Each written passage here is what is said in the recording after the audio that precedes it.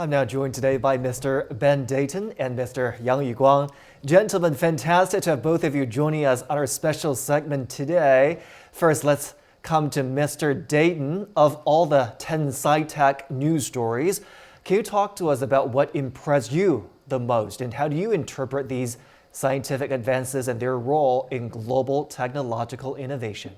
So, to me, dark matter and dark energy are the biggest puzzles today facing humanity. And so I think Euclid is extremely important. And the telescope will survey a third of the heavens. So I think this is something which can really further our understanding of the universe. So that would be my top pick of these 10 news stories. And Mr. Yang, something tells me you might agree with Mr. Deighton there about that particular news story. We've also taken notice that out of the 10 sci-tech achievements, 4 are related to space technology. You've had an incredibly busy year making guest appearances on media, talking exactly about these achievements.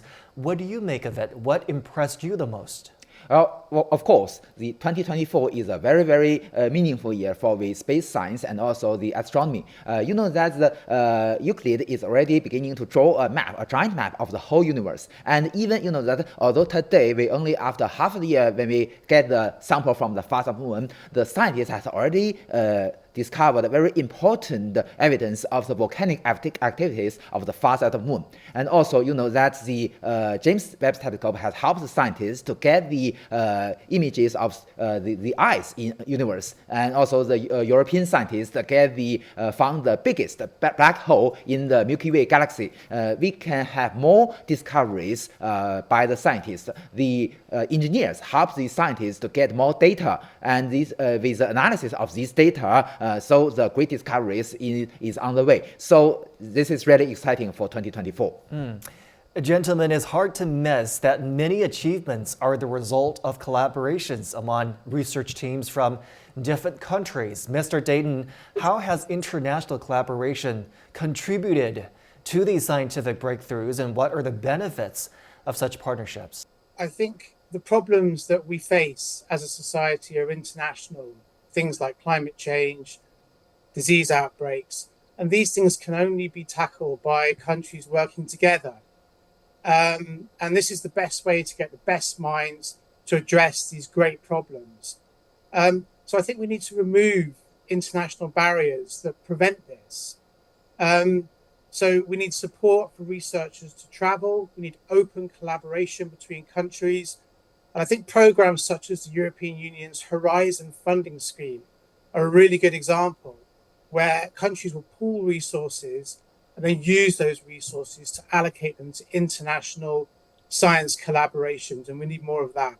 Mr. Yang, allow me to zoom in on a specific case with you here. Many called the Chang'e 6 mission a model example of international cooperation. How has China's role evolved in global scientific and technological cooperation? You know that China recognize the international cooperation, especially space cooperation, is extremely important for us. You are correct. The Chang'e 6 mission can be recognized as a sample, very good sample for international cooperation. It's not only very, very meaningful and very, very important for today's space exploration, but also can be recognized as a preparation for the future missions. You know that we have 4 payloads from different countries. We not only have the devices to measure the noble gas on the lunar surface on far side of the moon, and also have the particle detectors to measure the environment of the far side of the moon. But also, you know that from the Italian scientists, we get a device called the laser ranging retroreflector.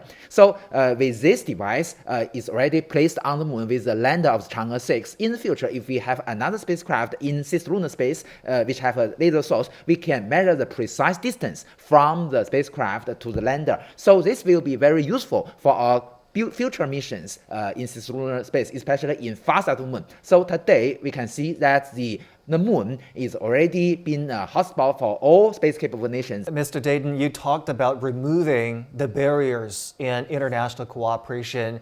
What do you find to be some of the current barriers existing in global scientific cooperation and development? I think, unfortunately, politics and science are often at odds. And in these last few years, we've seen a growth of isolationist and nationalist policies across the world. So I think a real solution to this is better science news, explaining to people why international science collaboration matters and what it can achieve can really have a sea change in attitudes to science. And so, for example, at SciDevNet, where I'm the editor, we work right across Asia, Latin America, and Africa to tell a global story about climate change, biodiversity loss, disease outbreaks, and these things can really contribute to that understanding of the importance of international collaboration. Gentlemen, let's take a sneak peek into the future. Shall we? What other scientific or technological advancements do you think might make the list in the next few years, and how might they reshape industries and our daily lives? Beginning with you, Mr. Yang. Well, so let's first have a brief review of the space activities in 2024. You can see that besides our Chang'e 6 mission, Japan and the US launched 3 lunar landers to the moon. So you can see that in 2025, I believe that the moon will be a hot spot for human being in the future. As I mentioned before in our program, that today we are in the era from the lunar exploration to the lunar exploitation. So in the future, I believe that, of course, also in 2025, there will be more very useful missions, very meaningful missions to the moon. And also, it will be the beginning of the set up the lunar base on the far side or in the South Pole regions of the moon. What about you, Mr. Deighton? What's on your radar? So I think a lot will be defeating many diseases in the coming years, in particular HIV. I think we'll have an effective HIV vaccine in the next few years. We also are going to see the rollout of the new malaria vaccines. And this is something which we're covering very closely at SciDevNet.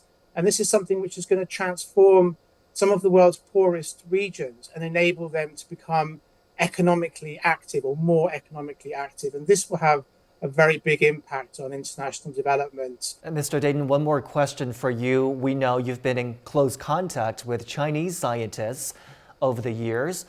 What would you like to say to China's scientists, especially the young generation of scientists?